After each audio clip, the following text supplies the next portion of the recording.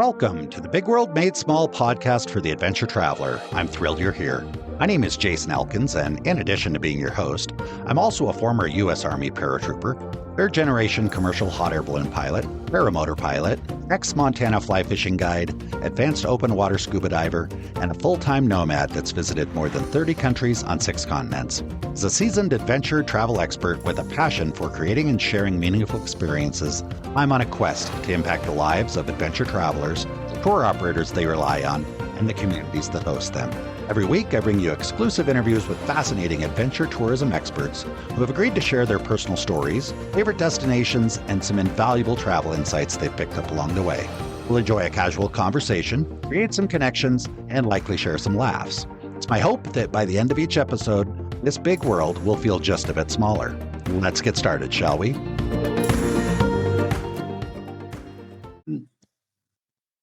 All right, everybody. Welcome back to another episode of the Big World Made Small podcast for the adventure traveler. So happy to have each and every one of you back here for another episode. This one's pretty exciting. We've got Stavros Makris. Stav, did I say that right? Yeah, perfect. All right, cool. We're off to a good start. You and I have already had conversation in the past. Just was fascinated by that conversation. And you are working in a part of the world that I'm really not very familiar with. And I look forward to learning a little bit about that. And before we go too far into that, I think all of our listeners are really kind of interested in the people behind this. So anyway, first of all, just happy to have you on the show. It's a real pleasure to have you here. Same. Thank you so much for making time. I'm really looking forward to the conversation. I appreciate your, we're, I think 9 or 10 time zones away at this point. So I might be coming into your day. Oh, no. Well, it works the same way the other way. I suspect it's evening time there as we're recording this. It's mid-afternoon here in Columbia where I'm at now. So it works great for me. So thank you so much for joining us. Stav, as you and I had discussed last time we spoke with, I'd ask you a few questions kind of about yourself, trying to figure you out. And I was kind of really surprised. I think you have an interesting story, as most adventure tour operators probably do. Most of us, we might say we ended up here by accident, or maybe it was, in your DNA or whatever. We all kind of have a different route, but they're all interesting, probably more interesting than, other industries. I'm just going to say that. I know there's other people listening that might disagree, but I always love speaking with tour operators about kind of how they got to where they are. So what's your story? How did you get into tourism? How did you get from where you are now? How did you get there from where you were? It was random. It was just pure luck, I guess. I'm a biologist as far as my studies go, years and years ago. Spent about 12 years working mainly in Africa and Asia as a documentary photographer, out of all things. Again, random. And then at some point, I think it was 2013, early 2013, that was 11 years ago, a childhood friend of mine calls me. And at that point, I'm doing a thing in Burma. And he's like, when are you back in Greece? I have this idea for like sustainable tourism.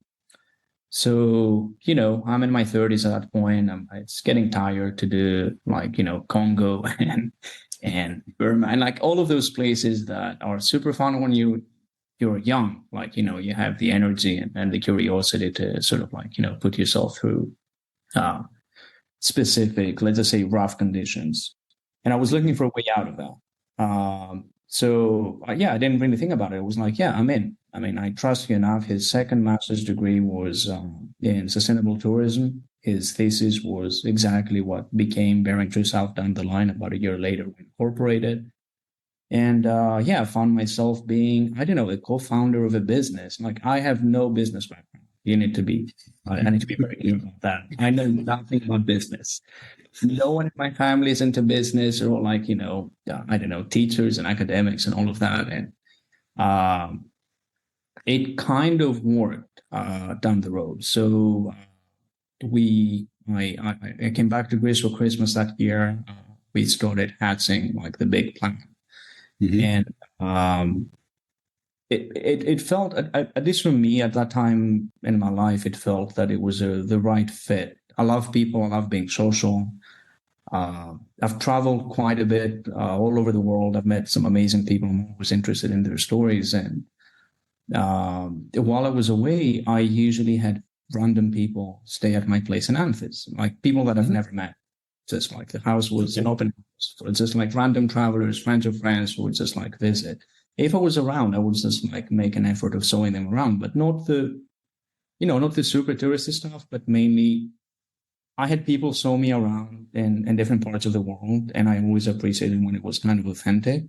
Mm-hmm. So I tried to do the same at the time. And then when we started Venture South, I realized that as a guide, as like a tour guide, um, that's exactly what I wanted to do. Like I wanted to make sure that people see the sights, obviously, but at the same time, it's a very honest approach to the destination. Like, Yeah. we're going to talk about culture and history and architecture and food, but we're also going to talk about, on occasion, politics or like local politics, not world politics, for example, Mm-hmm.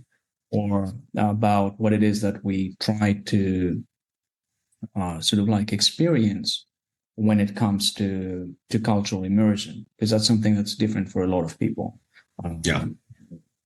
And I'm bubbling, but it just sort of like fit for me as a person, and I Mm-hmm. think my personality is that where I, at least at this point in my 40s, I don't get tired of being around people that I know nothing about, and it's always a two-way thing. So I share my story, where I share the destination, the country, the people, but at the same time, uh, I get stuff from them. Like I get their life story and their life experience and like cool stories, interesting facts. Mm-hmm. But we only work with North Americans, so that's like a limited geographical area of the world. But there's so much cultural diversity in the US and I guess to a lesser extent Canada that I think I'm set for another 20 years. Good. And I love hearing that because that's exactly what we're doing here today is just sharing some stories. There'll be some people out there that are listening to this and something you say may inspire them to get up and go. Maybe it's not Greece, but just to go do something. And I want to ask you because when you were sharing your story, it was fascinating because what you described kind of before you were doing what you're doing now as a documentary photographer in, Burma, Congo, you named all these places. And I just noticed that you kind of moved through it. And I understand that you moved on with your life into other things. And that's just a fascinating thing, what you were doing already. That's something I remember as a small child, I'm going to use National Geographic as the example. And it was just always like, oh my gosh, that'd be the dream to go be a National Geographic photographer. And I know you heard that. I don't know if you did anything for them. I'm just using that as an example. Um, and that's like pretty fascinating. So I don't want to just skip past that. I want to just ask you a couple questions about that, dig a little deeper, because I'm sure it was fascinating. I guess first question. So were you born and raised in Athens? No, I was actually born and raised in Western Greece. Just to give you an idea, Western Greece is like the Pacific Northwest of Europe. It rains all the time. There's forests and lakes and rivers. Very outdoorsy kind of part of Greece. I moved to Athens when I was 17, when I came here to study biology. Mm-hmm. And I was lucky enough. We're middle class, my family growing up. Like, there's four of us. But I was very lucky because my mom used to travel. So she was always very encouraging when it comes to that sort of like part of Okay. so she was always sort of like making sure that we get as many sort of like experiences as we can outside of the country growing up. And that's not something that's easy, especially, it's something that's expensive. It's an expensive hobby, but as a backpacker, when I was, I don't know, 17 or 18, I've managed to see, I think, most of Europe at the time and a little bit of North Africa. And then over the years, I started traveling a bit more outside to Asia first, and then more of Africa, and then the Americas. And you get to this point where you talked about how cool it is to be a documentary photographer, but the truth is, it's a young man's game, or a young woman, right? Mm-hmm. So the older you get, the more appreciative you get over the I would say being paid to travel and seeing some really cool places in the world that most people only get to see on TV. Hmm. But at the same time, it can be both physically and mentally exhausting, I'm especially curious, was it, I know it all blends together. And I'm curious, what part of it was most mentally, physically exhausting? Because I can imagine a bunch of different scenarios, maybe the subject you're working with, maybe the work to get the right photo. But then I can also imagine maybe it's just the moving and not having a home. I've been traveling full time for 2 years, so I can relate to that part of it. So I'm curious for you, what was the part that was the most challenging? I think having a base is important, especially as we get older. And by base, I don't mean like a physical sort of like location. I mean like, a group of people that are part of your life, or maybe a Yeah. family for some people, or just a place you call home. Uh, the physical aspect of it is obviously time change, months upon months of being on the road, depending on where you are. Certain medication that you have to take to make sure that, malaria pills and all of that. I was on doxycycline, I think, for about 11 months at a time, like straight. Wow. And Okay. that made my liver really not like me at the time. And I'm not a drinker like that. And you know what? There's people sitting at home putting other things in their body that because they can't travel, that's not good for their liver either. So I guess that's the trade. No, sure, but like I think I can count in the fingers of one hand the times in my life that I've had like more than 2 beers. I've never been drunk in my 40 something years, right? Uh-huh. But that doxycycling, man, it's bad. Okay. And the alternatives are bad as well, like Lariam, Malaram, like they give you hallucinations and like, photosensitivity and you're talking to people there and all of that stuff. So And that was a physical. the doxycycline, just for anybody that's listening and also just to educate me, tell me really what it's used for. Why were you taking that? It's basically a broad spectrum antibiotic that supposedly has some effect against the types of malaria that are present in Eastern Africa. Okay. So it Okay. protects you, but not as much. Now, if you're in Indonesia or Thailand, as far as I know, I might be way off there, but as far as I know, it doesn't really work because those mosquitoes, they have resistance to that. Okay. I think there's three types of malaria, something like that. Anyways, so that's the physical part. The mental part is, yeah, basically, I mean, you've been doing it for a while. You know it better than I am. Than I do. It can get exhausting. Like you're on occasion if you travel in what some people call third world countries or like the developing world. I think is a more appropriate term. You get exposed to sort of like aspects of the human condition that can be, they're very different to what we're used. And this is something you either sort of like become very cynical about it.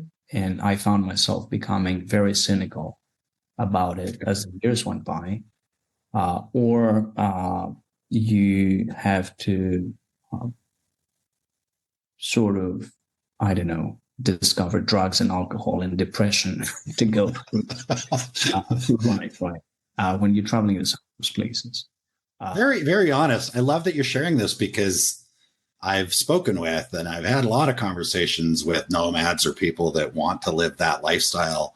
And there's things you just don't, until you do it, you really just don't know. And you touched on, for me, the one that I've seen the most, both, honestly, sometimes with myself and definitely others, is that loneliness, depression. I'm going to go with depression because that's the word you use, but it can come from that loneliness. Because on one hand, yes, you're meeting a lot of fascinating people, or I that's been my experience, and it's very short lived because either I'm moving to the next spot or they're moving to the next spot, or they live there and it's interesting to have the conversation, but there's enough of a social challenge sometimes to, or language challenges, obviously, to really create and have those deep, profound conversations.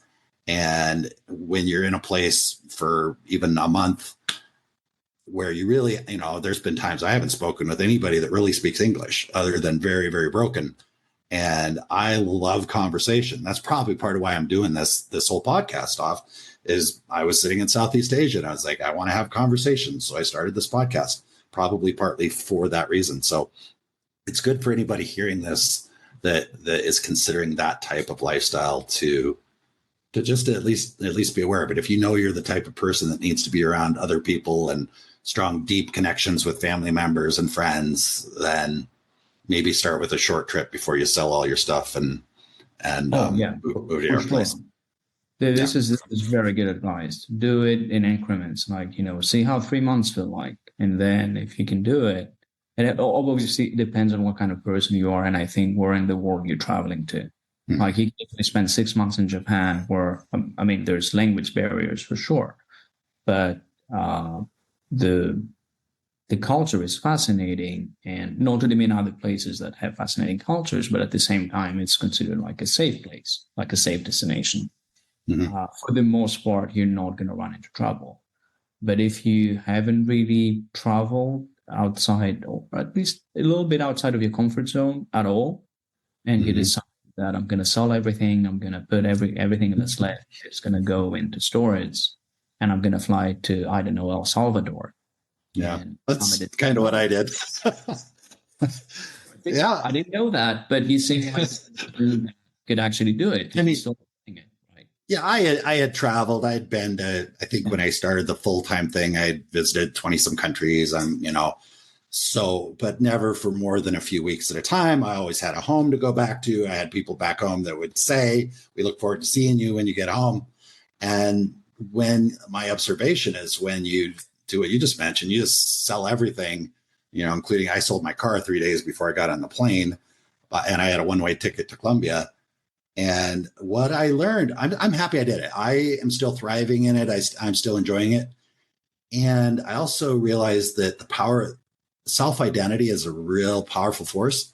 And when you start to tell people you're doing it, I'm selling all my stuff, I'm going on the road, I'm going to go travel full-time for the rest of my life or even 2 years or whatever, it's really hard to change your mind later because you've sold all your stuff. You don't have a home. Your option is to go back and live with your mom or something. And that sense of identity, it's just hard to admit that, okay, I was wrong.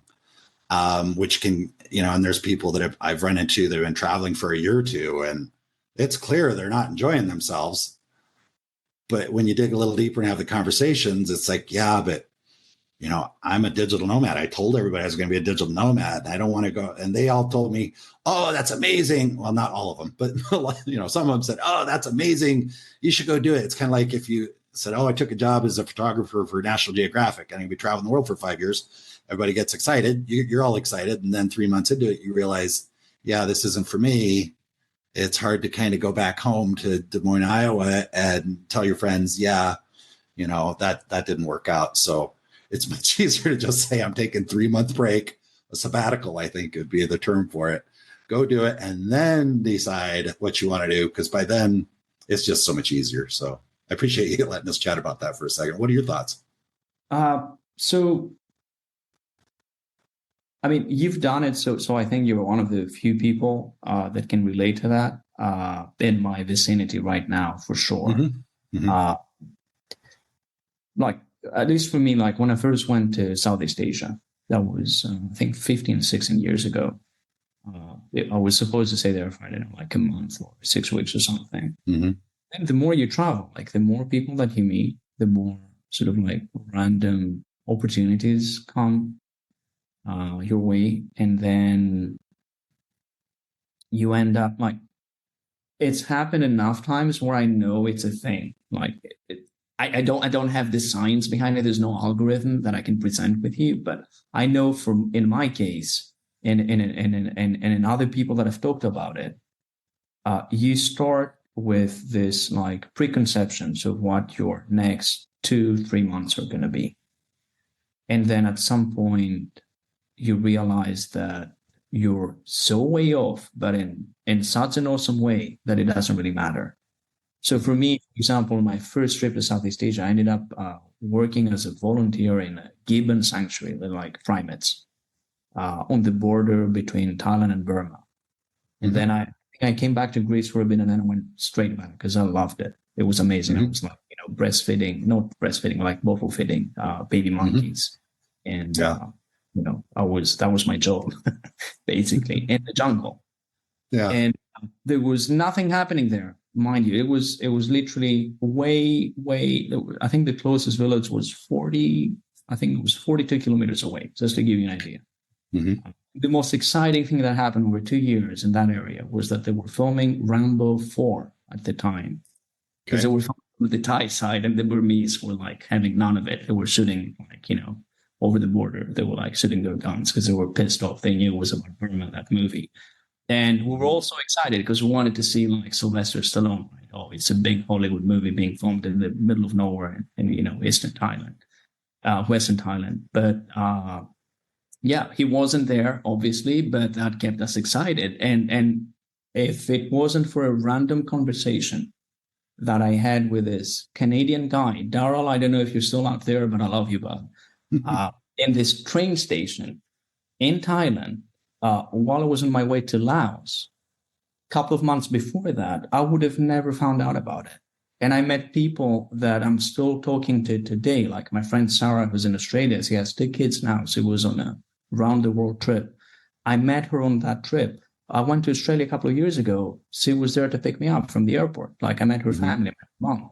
Years and years later, you build those connections that you have no idea you have no idea what kind of people you're going to meet. And obviously, I'm not saying every sort of like interaction you have with other humans is amazing. It isn't. But there are some that will get you out of your comfort zone and that will change you as a person, like your perceptions of people, of needs, of cultural barriers. Because I mean, I'm sure, and you can talk a bit about that. You live in South America, right? You live in Colombia. I'm sure. I don't know how good your Spanish is. Mine is, it's shit with a capital M for mierda. But I know that one. Yeah. So I'm sure that you've made cultural faux pas, like, things while you're there. But as long as you're like inquisitive and respectful and you're willing to sort of like change your perception of a specific culture, people, whatever it is, like food, it doesn't matter, then this whole other world opens up. And just to backtrack, and I know it sounds really cliche, but when I started doing the tour guiding thing, and I've been at it for a decade now, I haven't stopped traveling. I still go away every like 3 or 4 months to different parts. But in my job, and like the thing that's providing sustenance for me as a person in Greece, when I do that, I try to be that kind of person, like the vessel. And it's not always easy and it's not always successful. But when people are asking me questions, I try to be that guy Darrell from 15 years ago, or my friend Sarah, or my friend Simon, who's in Sierra Leone right now working in an NGO somewhere. All of those random people that you meet, that they gave you something to open up your horizons. They showed you sort of like, they made sure that you had some form of cultural immersion, some form of like, memorable experience. I try to bring that to my day job. And the moment I can't do that, I'm going to find something else to do. Like I've done so many things so far, like I've changed, I think every 10 or 12 years I change sort of like sectors. So I'm very easy to, if what I do now stops being fun, if I don't get what I'm putting in as a person, as a human being, if I stop getting it back, it means that I'm not doing it right. So I can always just like hop off to something different. I agree. And I think that's so important. And something that's interesting about a lot of the folks I've spoken with, but also clearly yourself, is you don't see this as your only option. You don't see that you didn't grow up thinking, you're not working in the coal mine. It's not like I got to keep doing this the way I've been doing it, whether I enjoy it or not. And when you're with a guide or an operator like that is doing it because they enjoy it, because they made a choice to do it, and as long as they still enjoy it, you have a totally different experience. And I always believe that if I'm having fun, my clients are going to have fun, or my guests, or whatever word you want to use. I had a hot air balloon ride business, and it was so easy in a sense because I didn't really have to worry too much about them having fun. I just literally went to it every day as I'm going to have fun. I'm going to have fun with these people that are joining me. I'm going to have fun showing them some new things. And a balloon ride business, okay, you go for a balloon ride, but I also spent just as much time, stopping in the desert to look at cactuses or to look at little ground owls or whatever. And if we got back to where I met them to drop them off, if I could legitimately, if I felt like I had fun, I knew what the reviews were going to look like. There was no doubt about it because I'm having fun. They're going to have fun. And it was the same thing. If maybe I had a client that reached out to me that wanted to go do something, and if I didn't have fun talking to them, speaking with them on the phone, the first conversation, I'm like, I don't think I'm going to be able to have fun. And if I'm not having fun, they're not going to have fun. And that's just a micro example, I guess, of the bigger picture is, like you said, if you get to the point where you're like, yeah, this isn't fun, I'm not getting anything out of it anymore, then you almost owe it to your future clients to bow out and say, you know what, here, let me introduce you to so-and-so. They're still having fun. So I think that's I think it goes a little bit beyond that as well. Like you said, you owe it to your clients. You do, like you actually do. Mm-hmm. I have tremendous respect for like the time they're taking away out of their like regular life to fly halfway across the world and like sail the Greek islands with us. Mm-hmm. And the amount of money they're paying for that. Because let's face it, like North Americans, they don't have a ton of time off work per year, like paid leave, whatever you want to call it. Mm-hmm. Right. So the fact that they're trusting you with their 10, 12, 14 days, and it's 1 year out of their lives, I would say it's probably 1.5 to 1.7% that year of their whole lifespan. If we're talking 80 years per person is the average life expectancy. Mm-hmm. So they have maybe like 50 good vacations in their lifespan, and they're trusting you with one of them. Like, now we're talking about a higher percentage. Mm-hmm. You're responsible for that. Like, they're spending good money and they're dedicating their time to fly over. If I don't deliver, and by not deliver, I don't mean if I don't go above and beyond and I do, things that they're not promised, but I really want to do it. I do it anyways. Like, there are times I do those things, but I be very, very proper with the way I do my job. And I'm not talking about being fake. I'm not talking about being enthusiastic when I'm not. But the moment I appear at that marina, I better be enthusiastic. If you know what I mean. And if that stops being, if I have to force myself, that was my point before. If I have to force myself to be enthusiastic for them, or to go out of my way to do another little hike, or like make sure they interact with the fishermen in the morning. If that ends up being a chore, and I want to get my 10 more minutes of sleep before the day starts, then there's no point for me to be doing any of that.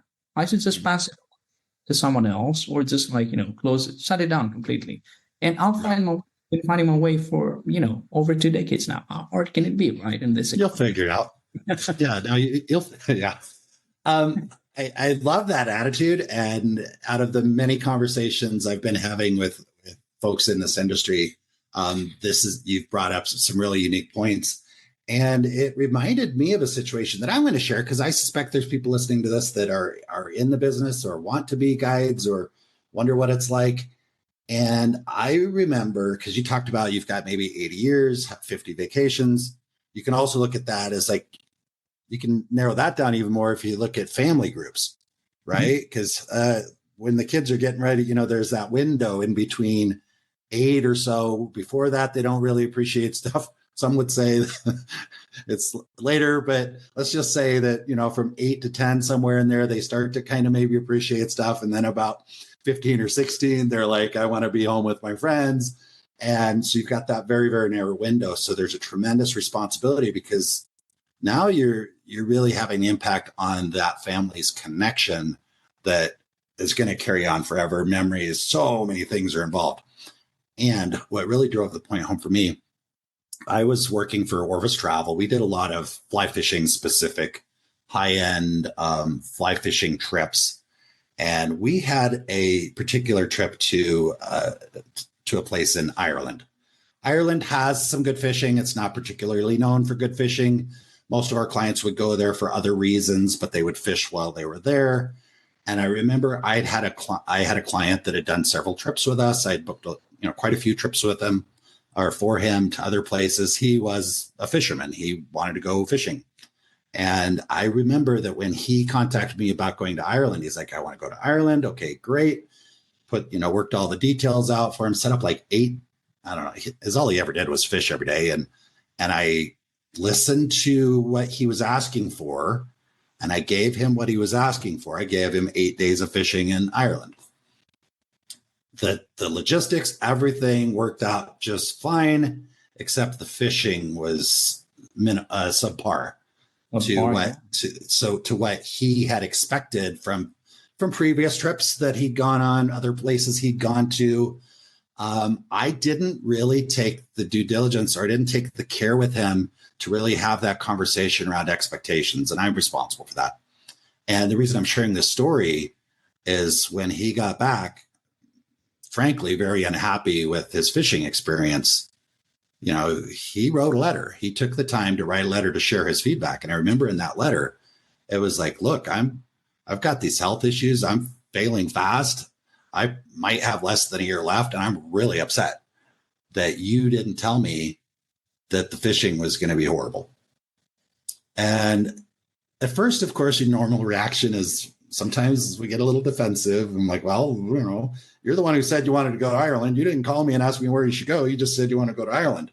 But fortunately, once I got past that, and then I got back into the thinking part of my brain, it was a wake-up call. You got to kind of listen to what's under the music beneath the notes, or the meaning under the words. And that the point was that, yes, this time is really, really important. We owe it to our clients to maybe even help them find things that they didn't even know that they're looking for, or help point things out and let them make the decision. Because frankly, I'd been to Ireland. I'm not knocking Ireland. Love Ireland. And, by the way, my wife's Irish, just so you know. Okay. so after this conversation, she's like, yeah, okay. So I get it. Those were all things I knew. And in hindsight, I was like, I should have taken 5 more minutes and said, I won't mention any names, but I should have said, hey, let's have a real conversation about this. I'm happy to set it up for you. And so that was always a reminder for me going forward to not just assume that, they know what they're booking, they know what they're doing, and just let them make their choice. It's kind of like maybe someone tells you, oh, we want this itinerary, and there's something better out there. You're probably going to step in and say, hey, that's a great one. But it sounds like, especially if you ask a few more questions, it sounds like guys might really enjoy this, which isn't even on our website, but let's go do it. So I don't know why I'm sharing that, but it kind of came from what you were saying about, use the word 80. By the way, this guy was about 80. Just for your listeners, now this wasn't a planned conversation. I can vouch for it. Jason didn't pre-record it. I don't know, he didn't send me an email saying we're going to talk about it. But at that point, because we talked about a week ago and we didn't have enough time at the time to sort of connect like we do now.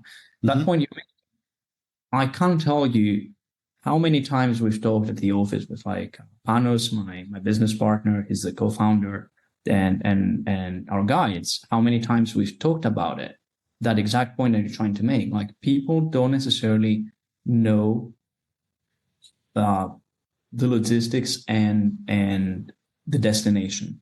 Mm-hmm. So our job is to make sure that we don't represent what it is that we do. It sounds corny as hell, but I'm going to say it, we under promise but over deliver. There's a reason that sort of expression exists, right? Mm-hmm. And when we were starting, we could have, just for the sailing part of our business, right? The mainland is easy in Greece. You can get super adventurous and outdoorsy pretty much everywhere and combine it with archaeological sites. When it comes to the sailing, though, it's weather dependent, sort of type of trip. Mm-hmm. Traveling on a sailboat is not something a lot of people are used to. It's way better than, for example, a motorboat, because it's got a keel and it stabilizes, so there's no usually sort of seasickness issues like you get on motorboats or on yachts and ferries. But at the same time, it's also your home. It's like, glamping in a camper van, for example. Mm-hmm. That's how I describe it. But when it comes to destinations, like, as a business, we could have been working in Mykonos and Santorini. And I know you've never been to Greece, but I'm sure you know those names, right? The two most famous islands. Now, the problem with those places is that they've been so affected by mass tourism over the years that I never want to take people there. I could be making way more money. Like, the business could be doing so much better if I chose the destinations, but I'm not going to have a good time there. And the people are not going to have a good time there because they're going to be treated like moving wallets. Unfortunately, it's the same in Ibiza. It's the same in parts of, in Capri, in Italy, all over the Mediterranean, all over the world. There's places like that. During COVID, I went to Costa Rica to surf. And I've never been to Costa Rica before, right? So I didn't know what to expect as far as the country goes. I like the jungle, I like surfing and all of that. But it was like being in parts of Florida. It was overrun with tourists, especially the Tamarindo area, for example. And I'm not dishing on like Costa Rica right now at all. It's a beautiful country, super fun for outdoors and stuff. But it wasn't what I expected because of mass tourism. Because it attracts a specific type of tourist that, again, to each their own. If you want to travel like that, you should definitely do it. Like, who am I to tell you how to spend your money and your time? But the type of guests we have are not like that. So our job is to make sure that I do most of the Zoom calls with them prior to booking. So there's sort of like this, I don't know what you call it, this sort of like, universe kind of talking to you, and like there's a giant shiv, and then you just filter them. And you sort of like try to decide if they're going to be right for that kind of trip, right? Right. And then the ones that you think they're not right for you, you will have to be very honest. And again, you have to be very honest, because if you're not, and they become your guests, if you can sense, and based on each person's experience, I think I'm pretty well with people to get what it is that they are expecting, or what the like wishes are when it comes to the experience itself, where I can use that imagine stay on the upper part and I direct them somewhere else, or I help them, but they're not going to be our guests. So I just give them pointers, like maybe this kind of is right for you. So my main argument when it comes to specifically the sailing trip is, if you want to see Greek islands, there's going to be tourists, because there's like 4,000 islands, 227 are inhabited. We're going to go to somewhere, there's going to be other tourists, but there's not going to be the big cruise ships. You're not going to be surrounded by tens of thousands of other tourists every single day. You might see tourists in like a little main town here and there, but that's about it. If you want to see the real Greece, or like what the Greek islands were in the 1980s and 90s, before the sort of like European explosion of tourism in the Mediterranean, then you're in for a treat. Like, hands down, I can't recommend me enough to take you there. You should definitely do it. If you want to go spend time in like secluded bays, do your snorkeling, and when it comes to snorkeling, you're not going to see coral, because this is not the Caribbean or the South Pacific, it's the Mediterranean. But we're going to see cool stuff. We can paddleboard, we can snorkel, we can swim, and some of the cleanest waters in the world. And if you want to learn how to sail, like the basics, literally learn the ropes, pun intended. And if you want to go to little tiny villages where the locals, they're going to be appreciative that you flew from halfway around the world to visit their birthplace.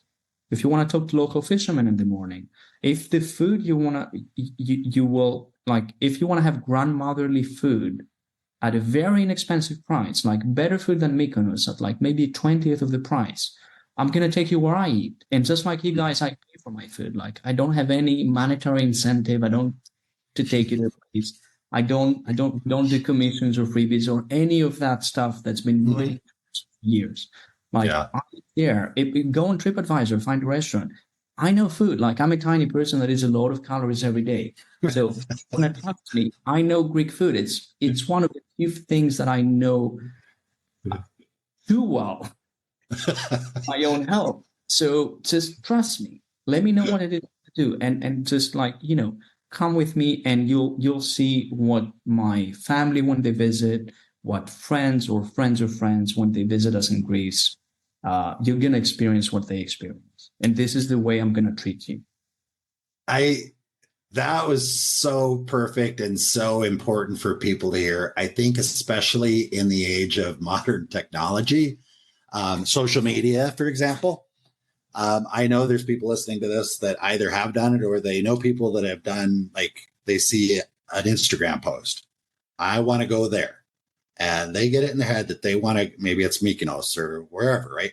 I want to go there. They like decide that's where they want to go. And they go to Google and they type in Mykonos, hotels, tours, whatever. And when you reach out to that tour operator on Mykonos and say, I want to go to Mykonos, you're going to go to Mykonos. Nobody tells you that there's 800 people waiting in line to take that one Instagram photo. Oh, you know, you mean they're going rate? Because in the summer it's more like 20,000. Oh, okay. Yeah.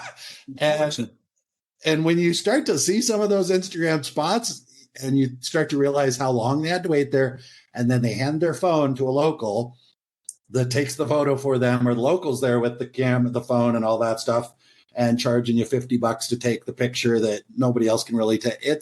And I think paying somebody to take a photo, that's great. I'm just saying, I think a lot of times people get disappointed, and it comes from the social media thing because we latch onto an idea of a specific place. It's also so easy to go book a hotel through some of the platforms, book flights without ever having a conversation with anybody.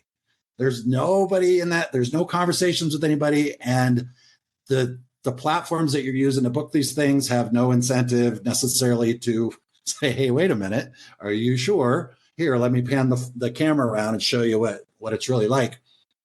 And what came up for me in that conversation that I think is so valuable is it's kind of that having that trusted advisor.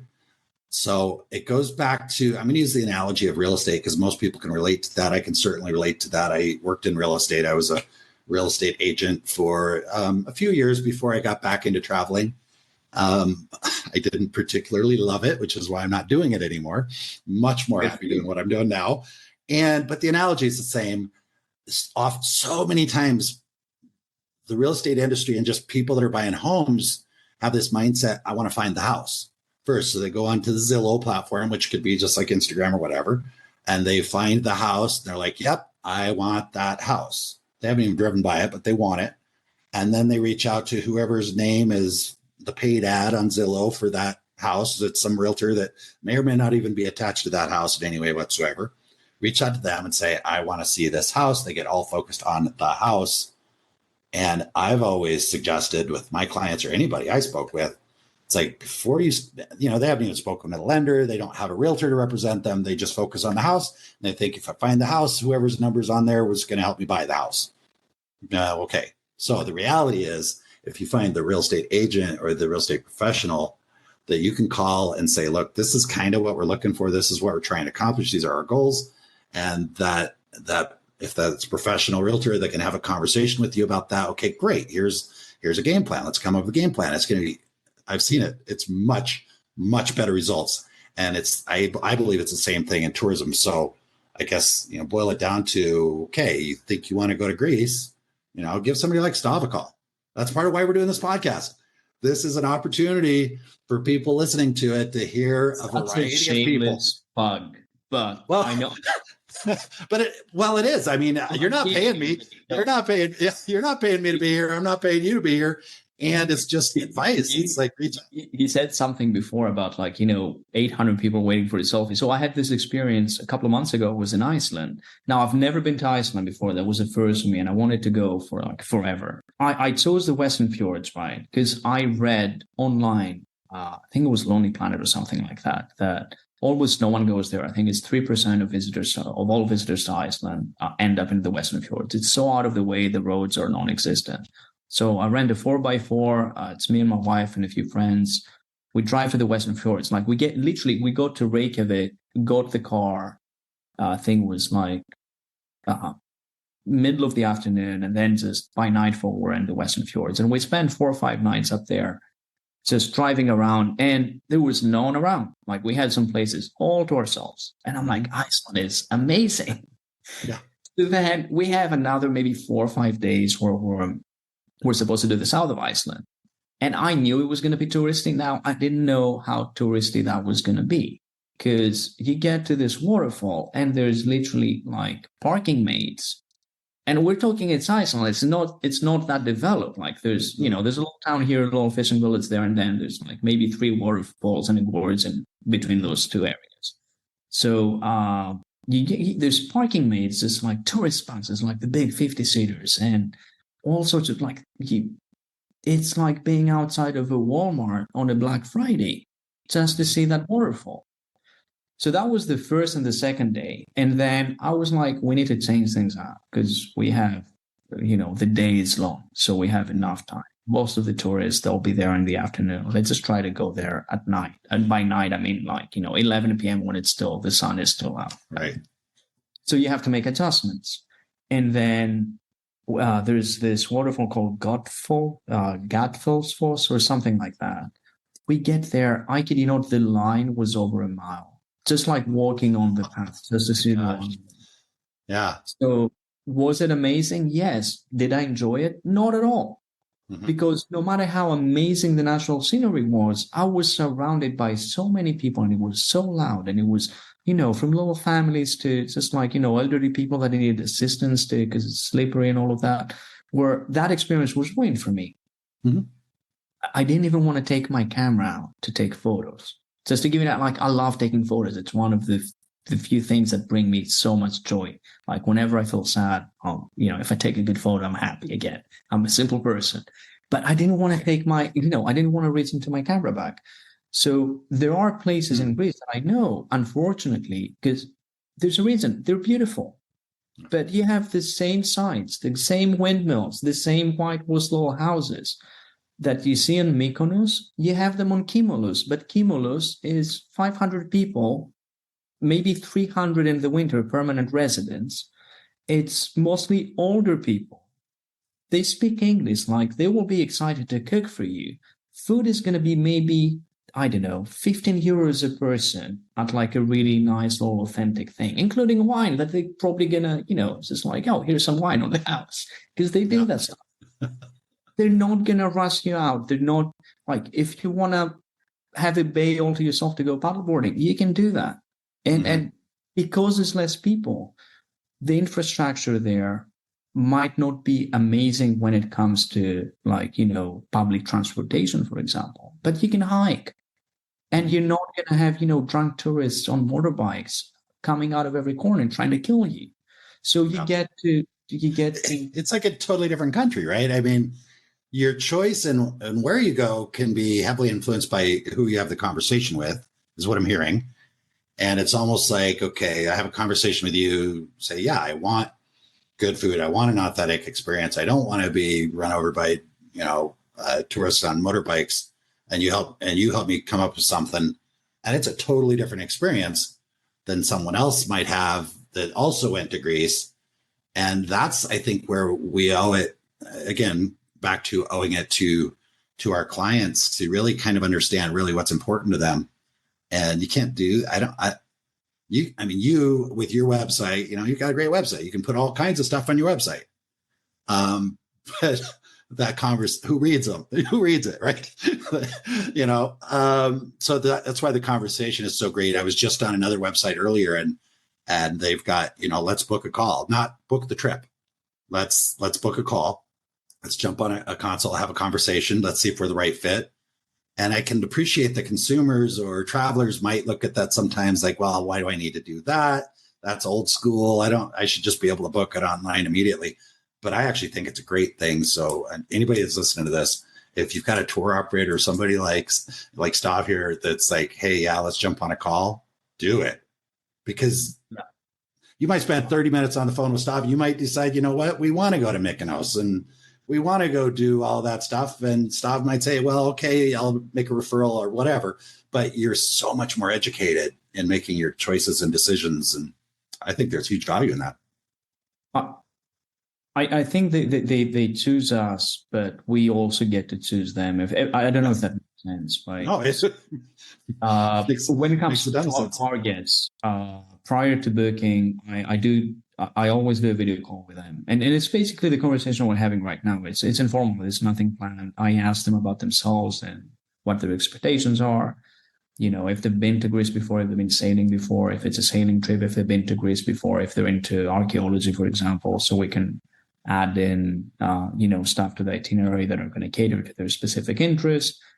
And it's a relaxed conversation. And hopefully, we like one another enough where they'll email me afterwards and they'll be like, all right, so what we're thinking of those dates. When can you do that? I would say that's about 70% of our business is done this way. A lot of it is word of mouth nowadays. We've been at it for like 10 years. Mm-hmm. We're lucky enough to, at least the tour groups that I've guided myself, I can definitely say that I remember every single one of my guests. I still remember their names. So if my memory fades at some point, it's not going to be due to a lack of enthusiasm on my part. I think it's that doxycycline or whatever it was you said you were taking. It'd be. I don't know if it affects the brain. For now, I'm okay. But down the road, we're gonna have another video call, and then I'm gonna insist, because it's usually like one or two people that are booking the trip, but then they're gonna add friends or maybe family members. So I'm gonna insist, like everyone. Let's get all get on the same page. Is that what you're saying? Basically, I'm going to make sure that they're well prepared for whatever type of trip they booked with us for whatever type of, for that specific time of year. So if we're doing like river rafting under the Peloponnese and then just like hiking in southern Greece, then I'm going to let them know. So, make sure your shoes are comfortable. They get a packing list and all of that. But I feel like, again, like you said, you send a ton of information like PDFs. A lot of people skim it. They'll read it the day before, as they're packing. Yeah, something. Oh, crap. I don't have any hiking boots. I'm sure that Stav will have that taken care of. The other thing I always tell them is like, don't overpack. Just so you know, one of the reasons I'm kind of proud of myself. I'm not proud of many things in life, but I'm proud that I can pack like a carry-on bag and go on a 3 or 4 month trip with that. Yeah. So that's what I told them. I'm like, don't overpack. Don't like anything you feel like you're missing. It's Europe. Like, we have supermarkets and big like supply chain. You can buy it here. Probably cheaper as well because you don't have to pay VAT tax here as foreigners.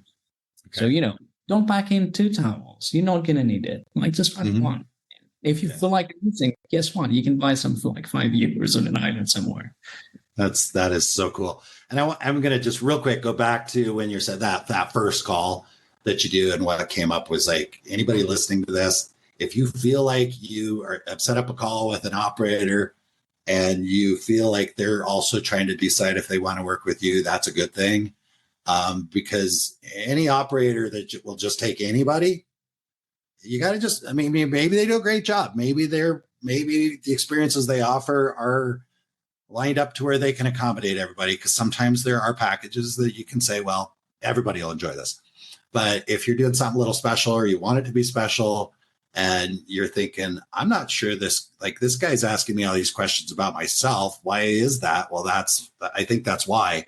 And it's a good thing. And I remember in real estate, we'd say, my goal is to help you achieve your goals and exceed your expectations. If at any point during this conversation, I don't think I'm going to be able to do that, I will let you know.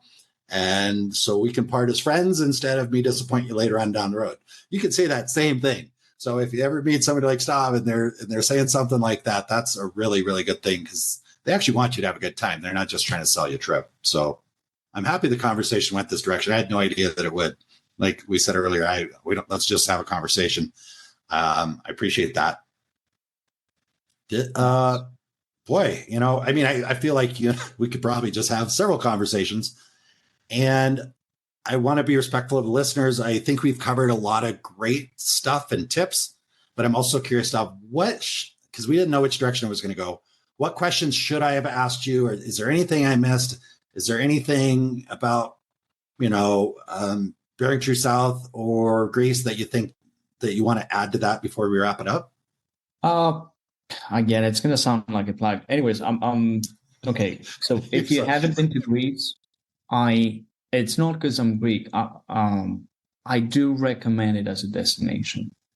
there's a reason I moved back here. I live here. My wife, who's again, she's not Greek, born and raised in London. She's been here 17 years. It's a beautiful country.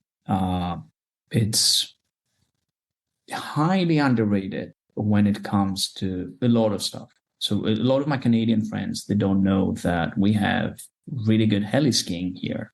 Or like, if you're into snowboarding and like, snow stuff, which I don't really do, but like you can do it. The geographical diversity is insane. And the food is even more insane. I think it's part of the reason why we're here is we have farmers markets in every neighborhood on a different day of the week in Athens. You can buy amazing produce at like low prices. You can have really good food ranging from like gourmet restaurants to low mom and pop stores. It's I'm not going to complain about quality of life living here, but as a traveler, because you only have a limited amount of time, if you want to experience a tiny bit of that, make sure that you do it by avoiding the super touristy stuff. Because just like anywhere in the world, anywhere you go, it could be from, Cape Town, South Africa to Bogota, Colombia, where you are now, right now, anywhere in the world, if you go to a place that has a lot of tourists, you're gonna have that experience. So your cultural immersion isn't gonna be a big thing. And I've used that word, like that expression, quite a bit today. Part of the reason I still travel, and I have trips planned for next year. I think heading to Florida in about a month to spend Christmas there. I strive for that every single time, and one of the ways I can achieve it. I don't always achieve it, by the way. Right? There are places, for example, Japan was kind of hard to achieve it for a number of reasons. I still had a fantastic time. I would go back in a heartbeat, but whenever I go somewhere, I strive for that. I strive for cultural immersion. I want to walk in the local zoos, if that makes sense. And I can do it not just with the sites, but like conversations with the food. Talking to people who are doing stuff that I know nothing about. So, for example, if you're not into fishing and you come to Greece, like make sure if you wake up early in the morning, you're out of the sailboat, you're getting your espresso. Right across the street, you're going to see the fishermen, like between 4 and 6, every island in the summertime. They're going to be bringing out whatever they caught the night before. Just go and talk to them. Like have that conversation. That's important. And it's something that you're not going to be able to do, in my view. I might be wrong. I don't think I am, though. It's not something you're going to be able to do if you book like a group thing, or it's like 50 random people from all over the world. The super low price that are gonna do the classical Athens, Meteora, Mykonos, Santorini, and then you fly back out. Or you do like 5 European countries in 9 days. Yeah. Like you're not gonna be able to do that. I'm not saying it's about, if that's your thing, do it. Obviously do it. But if you're looking for cultural immersion, make sure you have, make sure you try to read about it a bit more. Like it doesn't need to be me. It doesn't need to be Stav from Bearing to South. It doesn't need to be Jason. It could be Wikipedia. It could be like a really cool novel that you read from like a Greek person, and you get inspiration from that. It could be whatever, a TV show that, a documentary, whatever it is. Just like try. You're spending good money. You're spending good time. Just try to make sure that you do a tiny bit of research, or you hire someone that's going to help you with that. That's going to take over. So you have an immersive experience. Life is too short to sort of like, just do yourself in front of the Pantheon in Rome and, the Eiffel Tower in Paris and, whatever, the Dome, the Sphere in Las Vegas. And I did see that actually. I flew in there not too long ago. I haven't yet. It's interesting, but I'm not going to go out of my way. I know it's following planes. Fly again. What's that? Like it's like a smiley face that's been following planes flying over it. Oh, that's cool. So, yeah. It's cool. I'm not going to make a trip to go see it myself. And I love everything you shared was spot on. And I agree with you. Like if people want to travel, that we all have our different preferences. If I would much rather see people get on a plane to go get on a cruise ship, to go travel the Caribbean on a cruise ship and get off the boat a few times, than just sit at home. Mhm. because I think there's still some value in that. It's all about connection. I'm sure if you're on a cruise ship with 5,000 people, there's going to be some connection going on. A lot of the staff work other places or from other countries. You'll have whatever. So I'm not knocking it. And I personally, I when I'm trying to decide where I want to spend time, I tend to kind of look for the places, honestly, where I feel like I'm least likely to see other tourists. And I'm not Yeah. trying to sound elitist or snobby or whatever. I just know that I will have a more immersive experience. We're recording this call early November. I was in a small town south of Medellin for Halloween. I was in the town for a week. I went there because I was pretty sure I wouldn't see any tourists. And not that I don't like tourists. I work in tourism. Of course I like tourists. And I really wanted to connect with, other culture. And I went down there and I was in the town square and there were 4,000 people there. The kids trick-or-treating, everybody in costumes. I'll use the word gringo. I don't find it offensive. I'm going to say I was the only gringo there. And I was like, I already had the story planned. If anybody asked me what I dressed up for Halloween, I came as the gringo. I'm pretty sure I was the only person from North America maybe in that whole little city, but definitely in that town square. And it was the coolest experience. It was adventure travel. It was Halloween. I sat there, had a beer and a bag of candy, and I'm handing out candy to the kids. And as far as I'm concerned, that was adventure travel. And there were other people in the more popular areas of the city doing their own thing with a bunch of other tourists, and that's fine. Um, I think so that you yeah. were the coolest trick or treater to ever happen to the little town, the way you describe it. Oh, it was the coolest thing. And and I've got kids. I have amazing trick-or-treating and Halloween memories, but just to see how they do it here without any, I mean, I don't know if they always did Halloween. I don't know if that's something they brought in kind of a thing from somewhere else or not, but man, they do it right. And it's like the families are there. The Colombian people are amazing. Just the way that their ability to connect and socialize with each other. So, and I suspect that the Greek people are the same because Well, we're very alike. and I think that's almost a stereotype that Greek people are that way. So there's nobody listening to this. It's like, where'd you come up with that? Let's just say there's a lot of similar culture. I wanted to ask you something, and I'm gonna jump away from that point. But I have a question for you. So you had that experience, right? You were on a few people. There's language barriers, and you had that experience.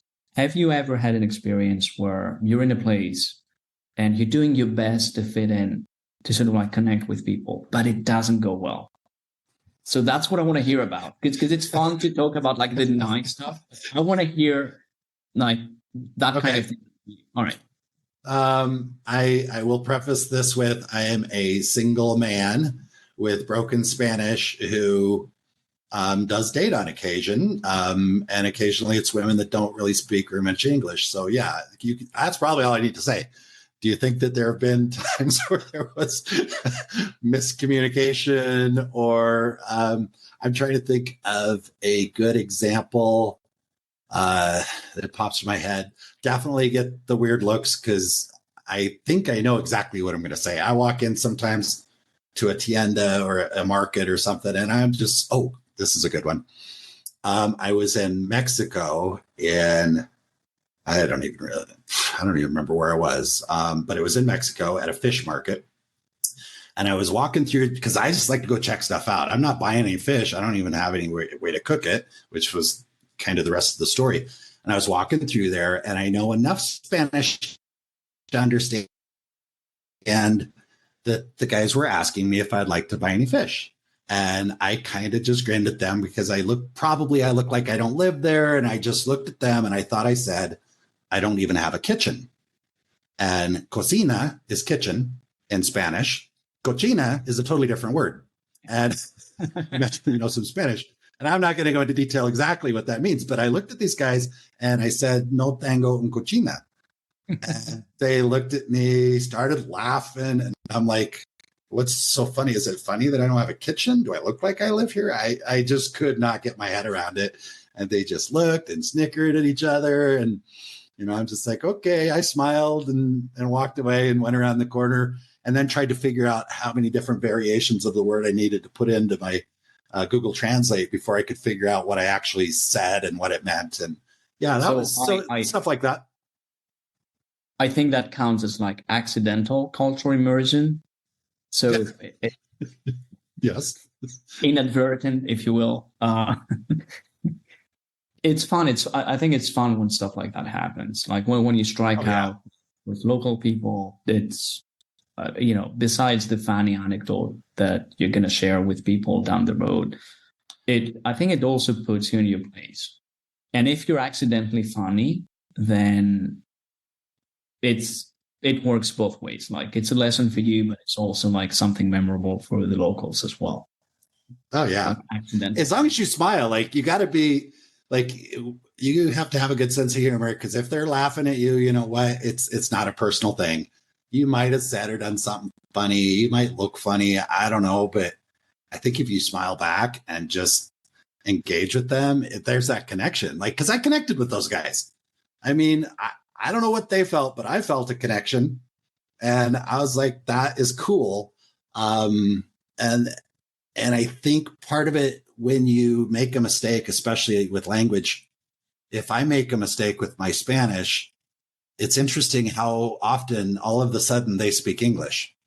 It's like, and I think a lot of people, I had this experience when I was a teenager in France, in the subway, as, some woman came up to me, started speaking French, had a question, and I kind of gave her the look, and she decided, I think I asked her, and I knew a little French, but it was obvious I spoke English, and she just got kind of whatever and turned to walk away. And then I went to continue the conversation in my broken French, and all of a sudden she spun right around and she started speaking English to me.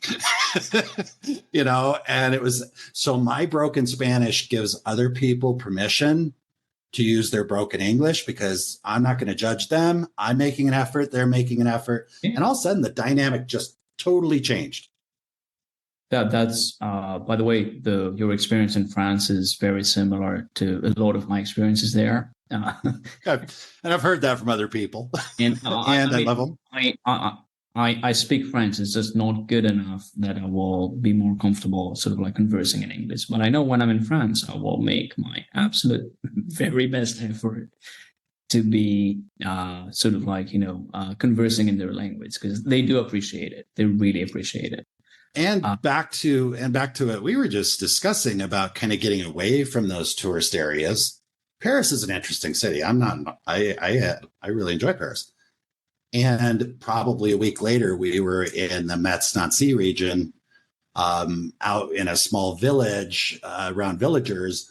And I used my broken French, and we were invited to, have bread and wine and cheese. And it was just a totally different experience, because they probably don't see as many tourists. So when they don't see many, and then one shows up that's making an effort, it really can go a long way. And so I always encourage people, try and learn a few words at least. You stand out from the average tourist, I think. I remember I think it was about like 10 years ago. I had this thing for in Kyrgyzstan in the summer, like the horse, like the nomads, they bring the horses from the winter to the summer pastures. So we're staying in this yurt camp with a family, and it was the grandmother. Like they all spoke kind of Kyrgyz and then some Russian. My Russian isn't good. Like I know maybe 100 words. That's about it. That's 100 more than I know. Total sort of like lack of communication when it comes to words. So we had to resort to like signs and some stuff. But I'd wake up every morning, because I noticed the first night we're at the camp that the grandmother of the family, like the matriarch, so would go out just before sunrise to milk the horses. They make this thing called hummus. It's the most disgusting thing in the world. It's fermented mare's milk. It's as bad as it sounds, but they love it, right? It's a source of alcohol for them. They party. And for my friend Alex, who was with me at the time, he actually enjoyed it for some reason. He's Greek. He shouldn't be enjoying it.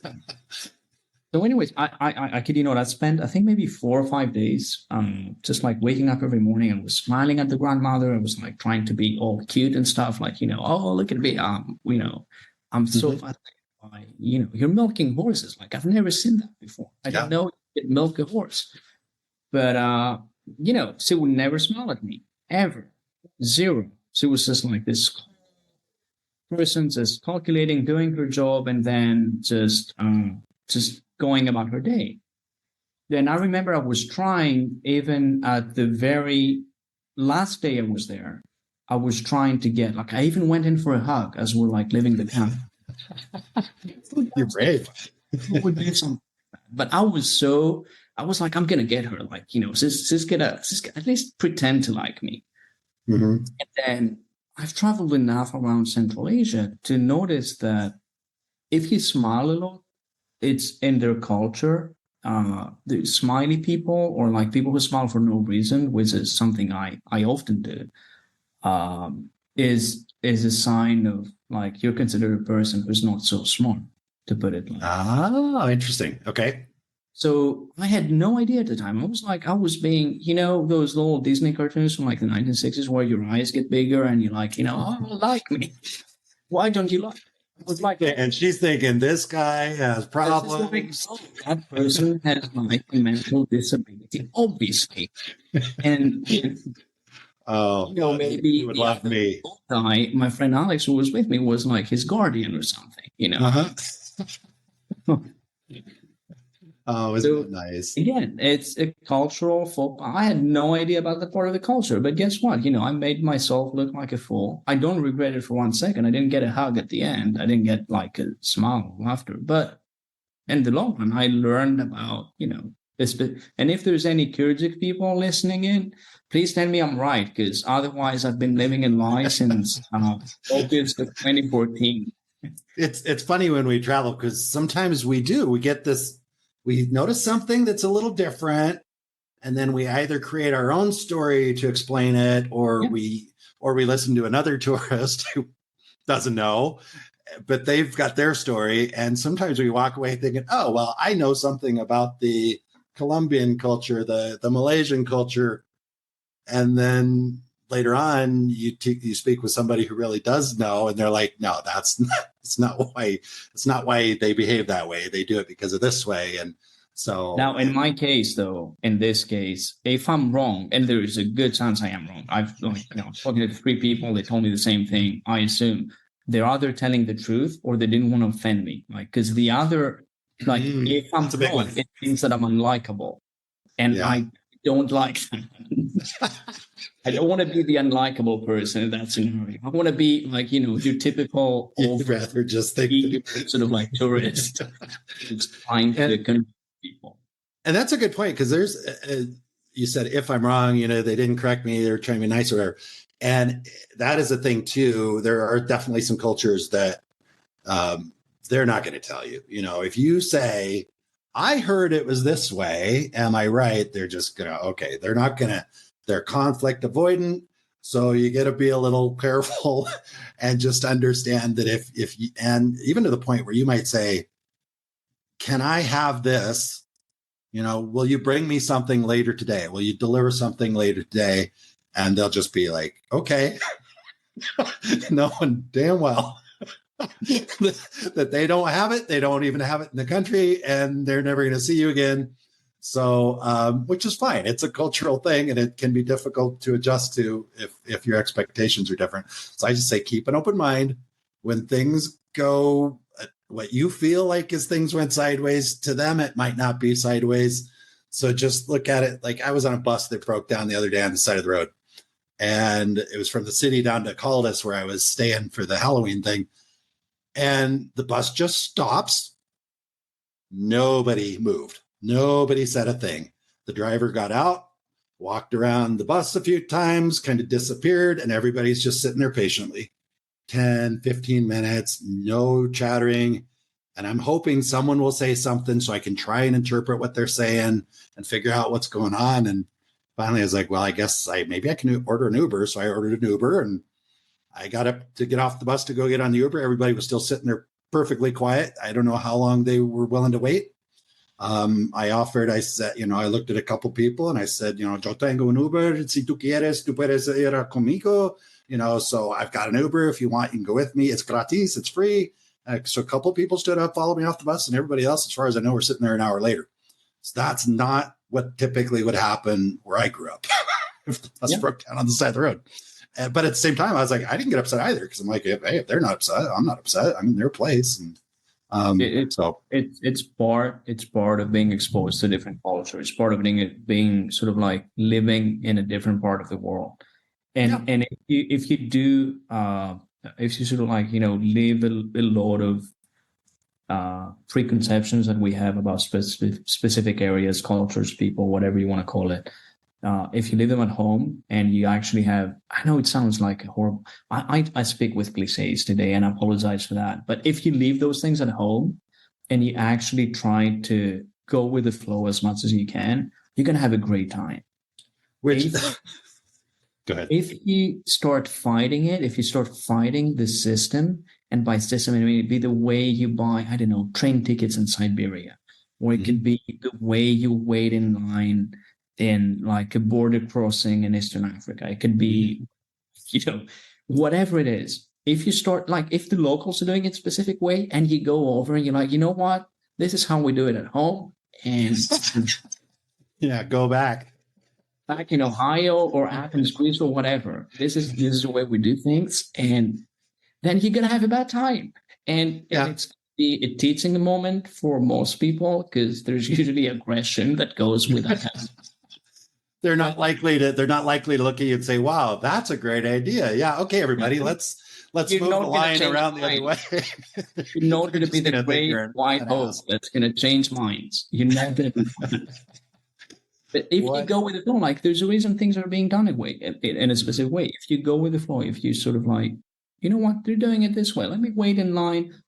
It might be no line. Maybe people are gathering. Let me gather with that, and I'll get my train ticket. Sometimes you see a gathering. I've literally just gone and stood in gatherings, not even know why I'm standing there, but thinking something's going to happen. They're all standing here waiting for something. Something's interesting is going to happen. And I've seen the coolest things by just walking down the street. I look down an alleyway and I see a bunch of people. My mom probably doesn't want to hear this, and I'm like, oh, something's interesting must be happening down there. So I walk down there and it's a food stall with the best food I've ever had. Or I don't condone this, but I saw a rooster fight in Indonesia. I had no idea what it was. I was just walking down the road. I saw this kind of tent thing with a bunch of people standing around, and I thought, man, I got to go see what's going on over there. It was not a pleasant experience, but it was their thing. It's their, I'm no judgment. Wasn't really for me. And when I walked in, I was surprised how gracious everybody was to welcome me in. Again, the only gringo. And this guy pulled a chair over and set it there so I could stand on top of the chair so I could actually see what was going on. It was an interesting experience. What's that? Did you place a bet? I did not bet, because I'm like, okay, I'm viewing this. I'm not condoning it. I'm not supporting it. I'm not participating. And it was going to happen whether I was there or not. And I also was not, and like you said, I also was not the one to say, well, hey, we don't do this back in Ohio. So basically what you're saying is you had an authentic experience in Indonesia as a foreigner. And the alternative would have been you going in there and telling them all about animal rights and PETA and everything else. And then they would have turned those roosters loose on me. I've been to Indonesia and I know what the reaction, like the alternative reaction would be. So yeah, that was, you had a memorable experience. You experienced a cultural event. You connected with a local person, the person who gave you the chair. If you were the only foreigner there, that means that, that was like properly authentic. That was cool. And you know where it all started, because it's related, is I'd gone out, I'd gotten on the back of a motorcycle with what they call a grab bike, and he rode me out into the rice paddies. And when I got ready to come back, you can't get a grab out here because it's something about the taxi union. There weren't any taxi cars. And I was like, I'll just walk. I didn't get upset that, oh my gosh, I can't get the equivalent of an Uber. I'm like, you know what? I'll just walk back. It was only 4 or 5 miles. And I knew I'd see some cool stuff as I walked back. I saw that, what I just shared. I met a nice young woman at a food stand who helped me pick out food, even though she had really no English. And I was just like, what do you like? And I got the exact same plate she did. I paid for both of us. And she handed her friend to her phone to her friend and asked her to take a picture. So then I took a selfie, and it was like this moment that that's what you get when you are willing to just kind of go do things that, when you just accept that, okay, the culture, whatever, I can't get an Uber here, so I'm going to walk. And I think it's great. The best things have come up for me when I just do stuff like that. And I'm sure the same with you.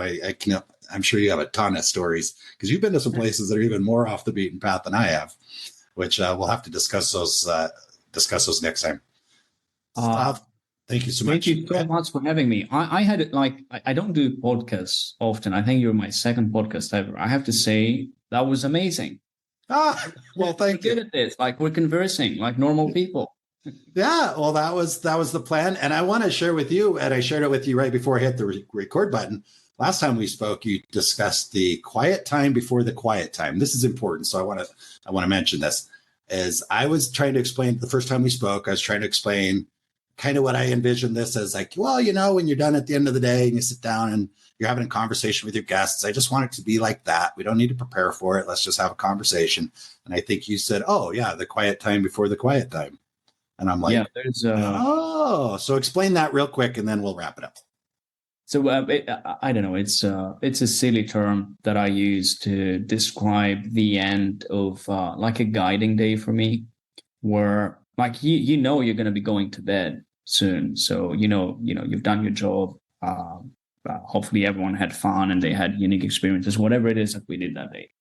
But it's also the moment when people, because like the guests know they're going to be going to bed soon, right? Mm-hmm. So we're at like a hotel patio, like a sailboat deck, whatever it is, where we are. I think it's the best time during the day to like properly connect with people. Mm-hmm. Because a lot of defenses at that point are down, like, physical exertion, sort of like, mental exertion, because you've taken so much information in, like experiences, whatever it is that, like, for me, I'm very receptive I'm always interested in other people. And through this job, I've met people who have been doing things that I knew nothing about. They had experiences that I had no connection to whatsoever. And I love learning. So this is when I try to connect, I think, with my guests the most. This is that like little window between maybe 9 and 10:30 p.m. or maybe, if it's a fascinating conversation, maybe like, 11 or midnight. But yeah, I've been lucky enough, like, we had guests that had, their backgrounds are so diverse. Like, we had Mennonites. Mm-hmm. I knew nothing. Like, I didn't know what Mennonites were. I've met Mennonites, I think, in Paraguay at some point, but I didn't know I thought it was Mormons. So then you get to, learn about that specific part of that culture. Like, and for me, that's fascinating. It's like anthropology at college, right? So you get to learn about, like, the way they live their lives, their faith, their dietary habits, you name it. But it's something that I know nothing about. So I gain from that. I gain from that conversation. People who, hi, Gary, my friend Gary, who was a guest once upon a time. I just flew to Rome a couple of weeks ago to see him, like, because we're friends now, who was in the casino business in Vegas, right? It was the pit bulls. Like, all I knew about casinos was like the movie from, from like 15, 20 years ago, and maybe what you see on TV on occasion. Like, I know there's in there and all of that. I'm not a gambler. But there's like, you talk to that person, you get their story. I've spoken with like police officers. I've served way back when as a medic. So, people who have a military background, we can connect on a few things there. But then there's also people that are, I don't know, like hairdresser from New England, or, people who are missionaries, or, a carpenter from Oregon. These are all places and people that I wouldn't have a chance to talk to if it wasn't for what it is that I do. And then during the quiet time, before my quiet time, is where I'm not going to say it's the best part of my day, but for sure it's the most interesting part of my day, because like I'm sharing I'm sharing about the culture in Greece through, I don't know, personal experiences or through the sites, but I can gain stuff like, and it's not it's not a trade necessarily. And some people maybe don't want to open up too well, or they don't know how to open up, or they don't feel comfortable, especially the first couple of days of the trip. But I can't tell you how many times at the end of the week, I have so much more knowledge. Like if you asked me about farming in Nebraska, if you asked me like 3 years ago, I would have said, I know nothing about it. I know there's like corn and maybe potatoes. I'm not sure. But now I know like there's farmers that they use sensors and like drones and robots, and they have like little weather stations in their fields. And they're using complex algorithms, and it's so much different from like farming 30, 40 years ago, like a generation ago. And the reason I know that, because we had guests from Nebraska who were farmers, and they started telling me about their daily life, You are so right. I think that is definitely one of the perks of working in this business, is that you've got people from a wide variety of backgrounds, locations, cultures, basically coming to you. And especially if you have an operation where you're spending that quiet time before the quiet time with the clients, because I recognize sometimes at the end of the day, the guys go home, you don't have that. But like when you're on a boat with somebody, or you're at a lodge, you've got that opportunity. You mentioned farming in Nebraska, and it immediately reminded me of a couple that we had visit us when I was managing a resort in Belize. And I say resort loosely, like a lodge.